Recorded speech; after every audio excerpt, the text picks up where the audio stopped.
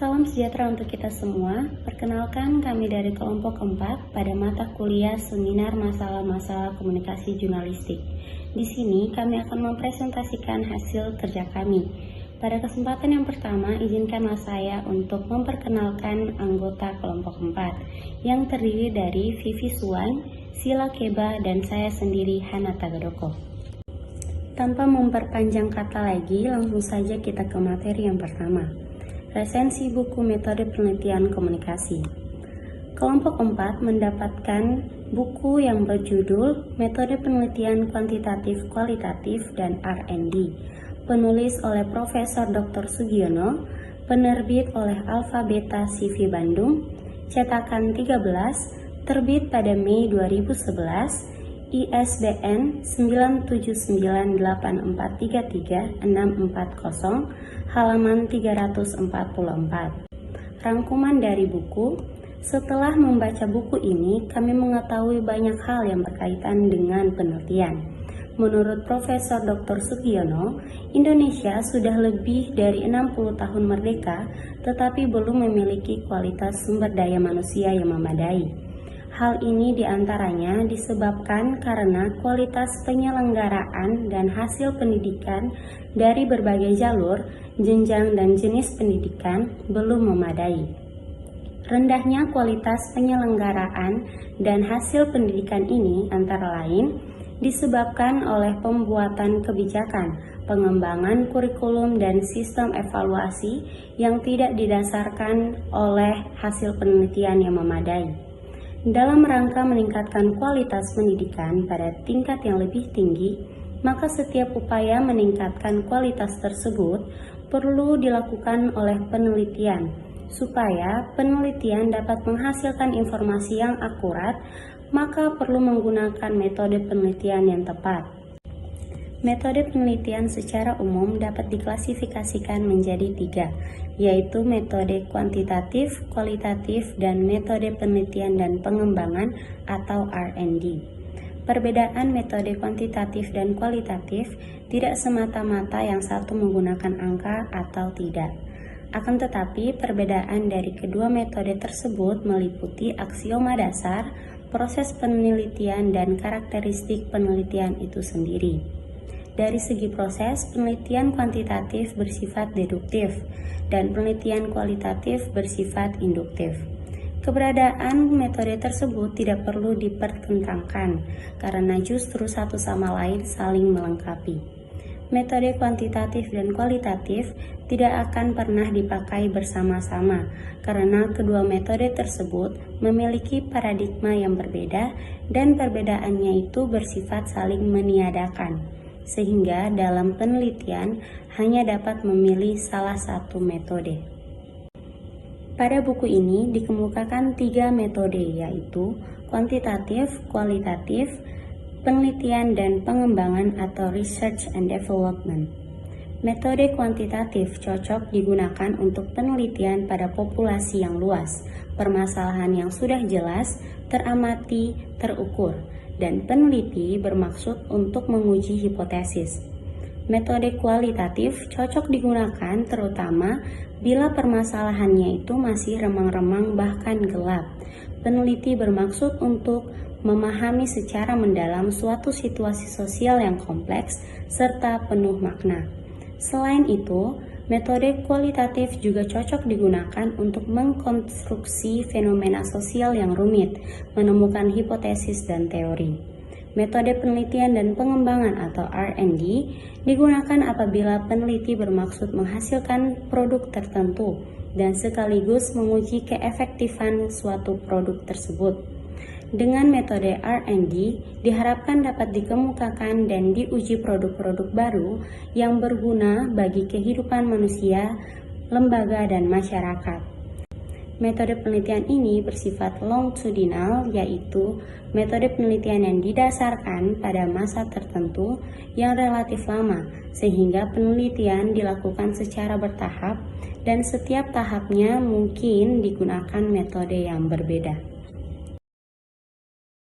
Buku ini terdiri dari 5 bagian yang dipecah menjadi 16 bab, yaitu bagian pertama, penelitian kuantitatif dan kualitatif.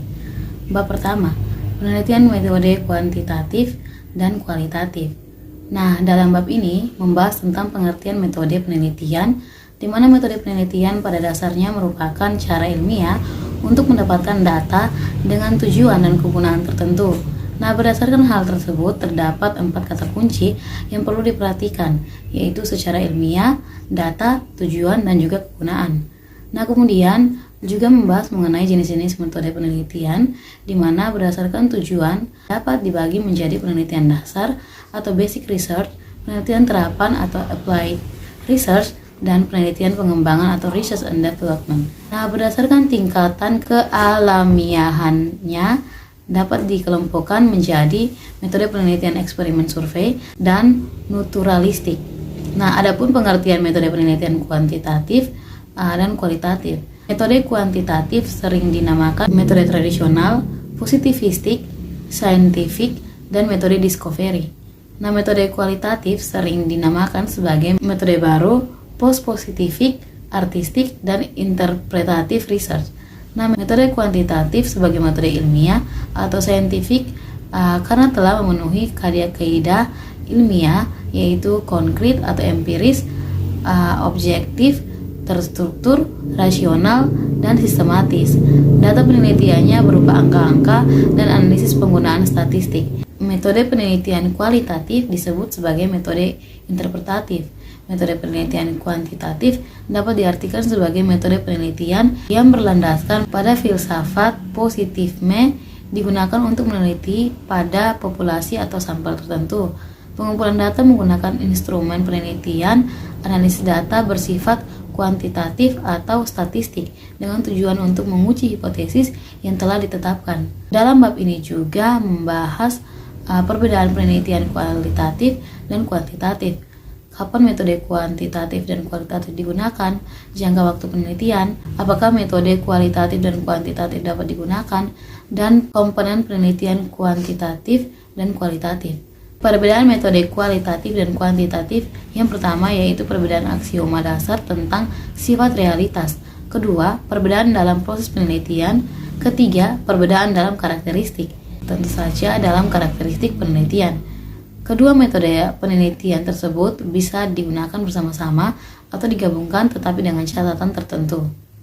Bagian 2, metode kuantitatif.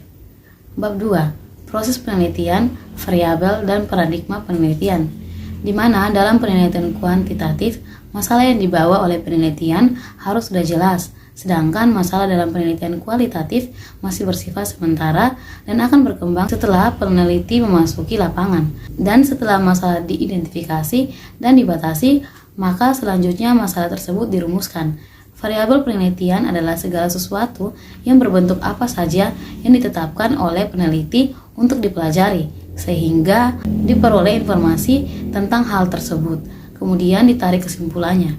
Variabel dibedakan menjadi variabel independen, dependen, moderator, intervening, dan variabel kontrol. Pola hubungan antara variabel yang akan diteliti tersebut selanjutnya disebut sebagai paradigma penelitian. Paradigma penelitian ini dibagi menjadi paradigma sederhana berurutan, paradigma ganda dengan 2 variabel independen, paradigma ganda dengan 3 variabel independen, paradigma ganda dengan 2 variabel dependen, dan paradigma ganda dengan 2 variabel independen dan dependen. Untuk menemukan masalah, maka dapat dilakukan dengan cara melakukan analisis masalah, yaitu menggunakan pohon masalah. Bab 3, landasan teori, kerangka berpikir, dan pengajuan hipotesis. Landasan teori perlu ditegakkan agar penelitian ini mempunyai dasar yang kokoh dan bukan sekedar perbuatan coba-coba atau trial and error. Landasan teori ini merupakan ciri bahwa penelitian itu merupakan cara ilmiah yang mendapat data. Teori adalah alur logika atau penalaran. Ia merupakan seperangkat konsep, definisi, dan proposisi yang disusun secara sistematis. Secara umum, teori mempunyai 3 fungsi, yaitu untuk menjelaskan atau explanation, meramalkan atau prediction, dan pengendalian atau kontrol suatu gejala. Kerangka berpikir merupakan model konseptual tentang bagaimana teori berhubungan dengan berbagai faktor yang telah diidentifikasi sebagai masalah yang penting. Rumusan hipotesis penelitian merupakan landasan ketiga dalam penelitian setelah peneliti mengemukakan landasan teori dan kerangka berpikir. Tetapi tidak setiap peneliti harus merumuskan hipotesis. Jadi, hipotesis juga dapat dinyatakan sebagai jawaban teoritis terhadap rumusan masalah penelitian, belum jawaban yang empirik. Hipotesis dibedakan menjadi hipotesis penelitian dan hipotesis statistik. Jadi, jika penelitian tidak menggunakan sampel, maka tidak ada hipotesis statistik. Bab 4. Metode eksperimen.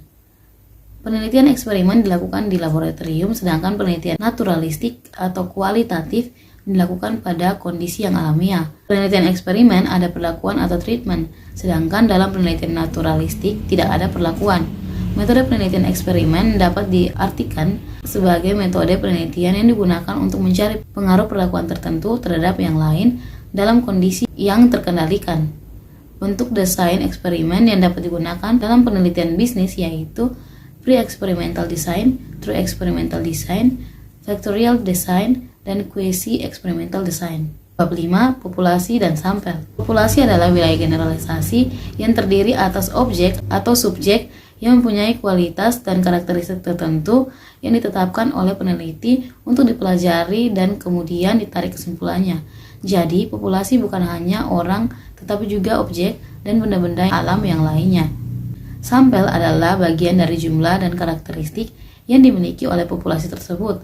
Teknik pengambilan sampel digunakan untuk menentukan sampel yang akan digunakan dalam penelitian.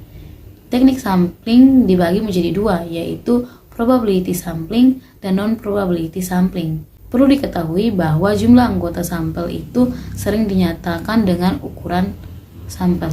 Bab 6. Skala pengukuran dan instrumental penelitian.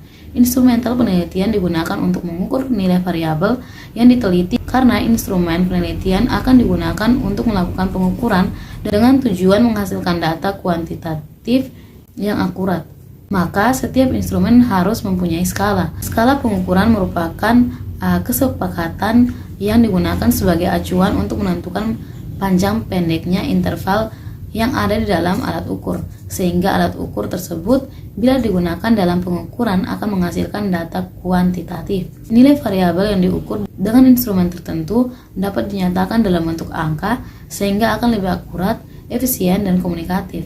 Skala pengukuran dibagi menjadi skala nominal, ordinal, skala interval, dan skala rasio, di mana dari skala pengukuran tersebut akan diperoleh data nominal dan ordinal, dan juga interval dan juga rasio. Adapun skala sikap yang dapat digunakan untuk penelitian administrasi, pendidikan, dan sosial antara lain skala Likert, skala Goodman, rating scale, semantik diferensial. Jadi alat ukur dalam penelitian itu disebut instrumen penelitian. Reliabilitas instrumen merupakan syarat untuk pengujian validitas instrumen. Oleh karena itu, walaupun instrumen yang valid umumnya pasti reliable, tetapi pengujian reliabilitas instrumen perlu dilakukan. Bab 7. Teknik pengumpulan data. Pengumpulan data dapat dilakukan dalam berbagai setting, berbagai sumber, dan berbagai cara. Dilihat dari settingnya, data dapat dikumpulkan pada setting alamiah atau natural setting, pada laboratorium dengan metode eksperimen di rumah dengan berbagai responden, pada suatu seminar diskusi, di jalan, dan lain-lain. Dari sumber datanya, maka pengumpulan data dapat menggunakan sumber primer dan sumber sekunder. Dari segi cara atau teknik pengumpulan data, maka teknik pengumpulan data dapat dilakukan dengan interview atau wawancara, kuesioner atau angket, observasi atau pengamatan, dan gabungan ketiganya. Bab 8. Analisis data. Kegiatan dalam analisis data adalah mengelompokkan data berdasarkan variabel dan jenis responden. Berdasarkan variabel dan jenis responden, metabolasi data berdasarkan variabel dari seluruh responden, menyajikan data tiap variabel yang diteliti, melakukan perhitungan untuk menjawab rumusan masalah, dan melakukan perhitungan untuk menguji hipotesis yang telah diajukan. Terdapat dua macam statistik yang digunakan untuk analisis data dalam penelitian, yaitu statistik deskriptif dan statistik inferensial. Statistik inferensial meliputi statistik parametris dan statistik non-parametris. Jadi, untuk menguji hipotesis dalam penelitian kuantitatif yang menggunakan statistik, ada dua hal utama yang harus diperhatikan, yaitu data dan bentuk hipotesis yang diajukan. Data dibagi menjadi data nominal, ordinal, interval, atau rasio. Sedangkan bentuk hipotesis dibagi menjadi 3, yaitu hipotesis deskriptif, komparatif, dan asosiatif. Hipotesis diartikan sebagai jawaban sementara terhadap rumusan masalah penelitian. Bab yang ke-9, contoh analisis data dan pengujian hipotesis. Pada bab ini hanya akan diberikan sebagai contoh penggunaan statistik parametris dan pengujian hipotesis deskriptif, asosiatif yaitu berupa korelasi, korelasi ganda dan korelasi parsial, komparatif berupa tes dan analisis varian. Jadi hal pertama yang harus digunakan yaitu menentukan judul penelitian, kemudian variabel penelitian, paradigma penelitian, populasi dan sampel, dan rumusan masalah. Di mana rumusan masalah tersebut dibagi menjadi yang pertama rumusan masalah deskriptif, yang kedua rumusan masalah asosiatif atau hubungan, dan yang ketiga rumusan masalah komparatif. Setelah menentukan rumusan masalah, maka selanjutnya kita menentukan hipotesis atau jawaban sementara terhadap rumusan masalah. Hipotesis tersebut juga dibagi menjadi 3, yaitu yang pertama hipotesis deskriptif atau bisa dirumuskan dan bisa tidak, yang kedua hipotesis asosiatif atau hubungan, dan yang ketiga hipotesis komparatif. Setelah kita menentukan hipotesis, selanjutnya menentukan instrumen penelitian, tabulasi data hasil penelitian, uji normalitas data, dan teknik statistik untuk analisis data dan pengujian hipotesis. Bagian yang ketiga, metode penelitian kualitatif. Bab yang ke-10, masalah, fokus, judul, dan teori dalam penelitian kualitatif. Dalam penelitian kuantitatif, masalah yang akan dipecahkan melalui penelitian harus jelas, spesifik, dan dianggap tidak berubah. Tetapi dalam penelitian kualitatif, masalah yang dibawa oleh peneliti masih remang-remang, bahkan gelap, kompleks, dan dinamis. Oleh karena itu, masalah dalam penelitian kualitatif masih bersifat sementara, tentatif, dan akan berkembang atau berganti setelah peneliti berada di lapangan. Dalam penelitian kuantitatif, ada yang disebut batasan masalah. Batasan masalah dalam penelitian kuantitatif disebut dengan fokus yang berisi masalah yang bersifat umum. Pembatasan dalam penelitian kuantitatif lebih didasarkan pada tingkat kepentingan, urgensi, dan fasibilitas masalah yang akan dipecahkan. Selain juga faktor keterbatasan tenaga, dana, dan waktu. Berdasarkan level of explanation suatu gejala, maka secara umum terdapat 3 bentuk rumusan masalah, yaitu rumusan masalah deskriptif, komparatif, dan asosiatif.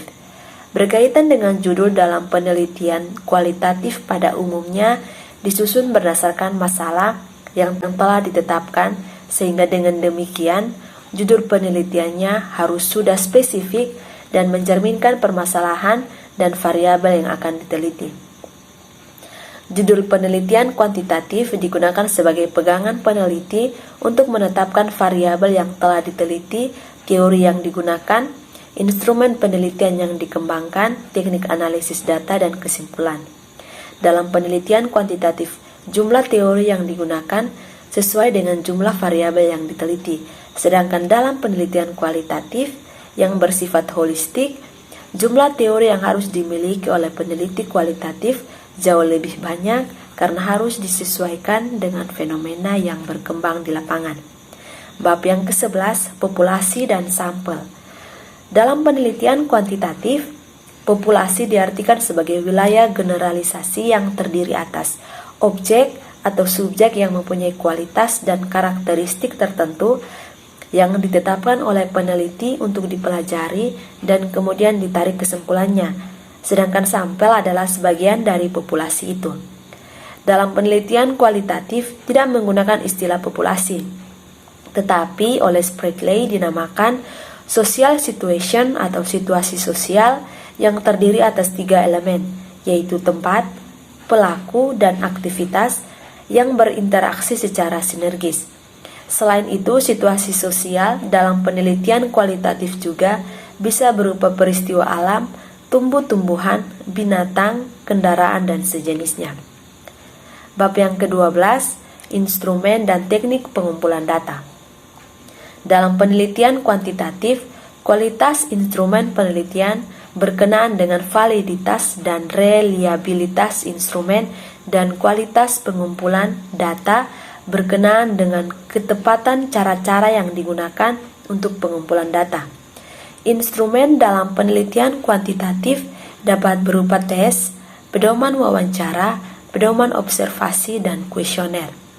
Dalam penelitian kualitatif, yang menjadi instrumen atau alat penelitian adalah peneliti itu sendiri. Oleh karena itu, peneliti sebagai instrumen juga harus divalidasi. Seberapa jauh peneliti kualitatif siap melakukan penelitian yang selanjutnya terjun ke lapangan. Peneliti kualitatif sebagai human instrument berfungsi menetapkan fokus penelitian, memiliki informan sebagai sumber data, melakukan pengumpulan data, menilai kualitas data, analisis data, menafsirkan data, dan membuat kesimpulan atas semuanya. Teknik pengumpulan data merupakan langkah yang paling strategis dalam penelitian, karena tujuan utama dari penelitian adalah mendapatkan data. Pengumpulan data dapat dilakukan dalam berbagai setting, berbagai sumber, dan berbagai cara. Macam-macam teknik pengumpulan data dibagi menjadi 4, yaitu observasi, wawancara, dokumentasi, dan triangulasi atau gabungan. Bab yang ke-13, teknik analisis data. Analisis data adalah proses mencari dan menyusun secara sistematis data yang diperoleh dari hasil wawancara, catatan lapangan, dan dokumentasi dengan cara mengorganisasikan data ke dalam kategori, menjabarkan ke dalam unit-unit, melakukan sintesa, menyusun ke dalam pola, memilih mana yang penting dan yang akan dipelajari, dan membuat kesimpulan sehingga mudah dipahami oleh diri. Analisis data kualitatif dibagi menjadi analisis domain, analisis taksonomi, analisis komponensial, dan analisis tema kultural. Bab yang ke-14, validitas dan reliabilitas penelitian kualitatif.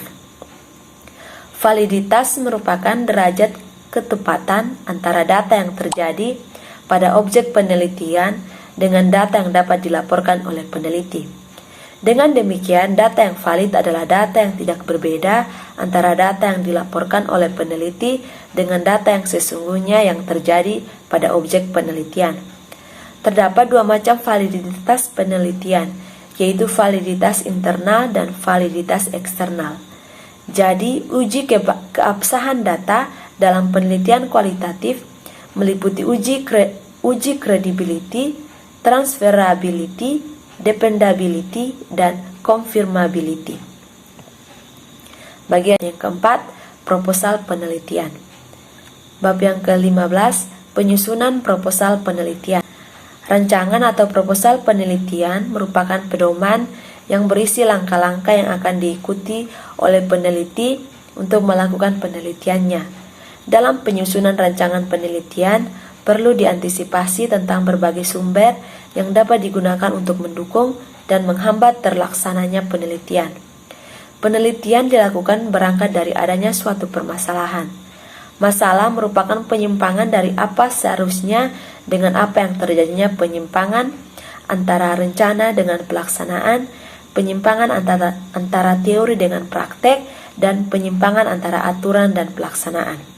Rancangan penelitian yang sering disebut proposal penelitian paling tidak berisi 4 komponen utama, yaitu permasalahan, landasan teori, dan pengajuan hipotesis, metode penelitian, organisasi, dan jadwal penelitian.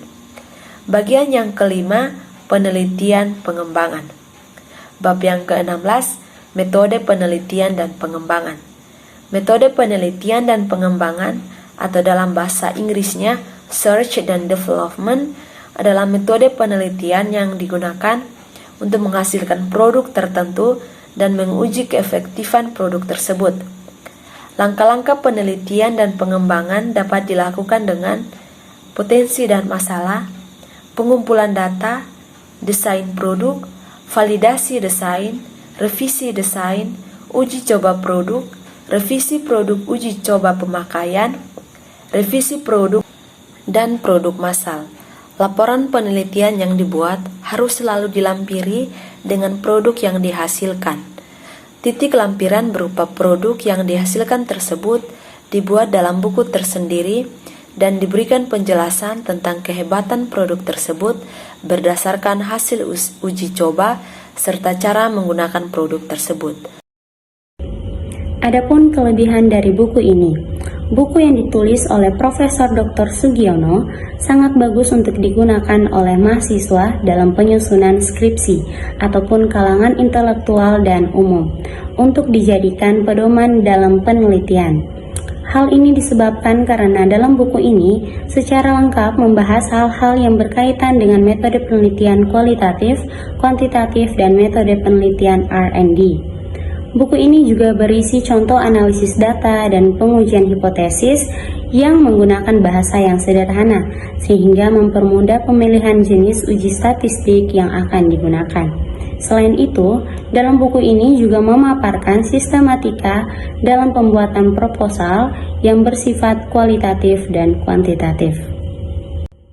Kemudian, kekurangan dari buku ini yaitu walaupun dalam buku ini sudah cukup bagus, tetapi masih ada hal-hal yang penting yang tidak dicantumkan.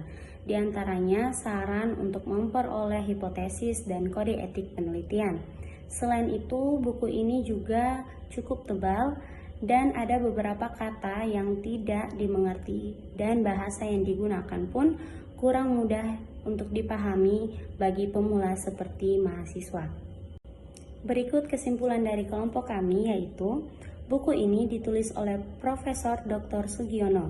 Dengan hadirnya buku ini, diharapkan pembaca dapat dengan mudah untuk memahami ketiga metode tersebut, sehingga dapat memilih metode penelitian mana yang paling cocok digunakan untuk penelitian, serta dapat dijadikan pedoman bagi mahasiswa, khususnya dalam membuat skripsi. Sekian presentasi dari kelompok kami. Apabila ada tanggapan, saran, kritik, bahkan pertanyaan, teman-teman dapat bertanya pada kolom komentar di bawah. Terima kasih atas waktunya, kami pamit undur diri dan terima kasih.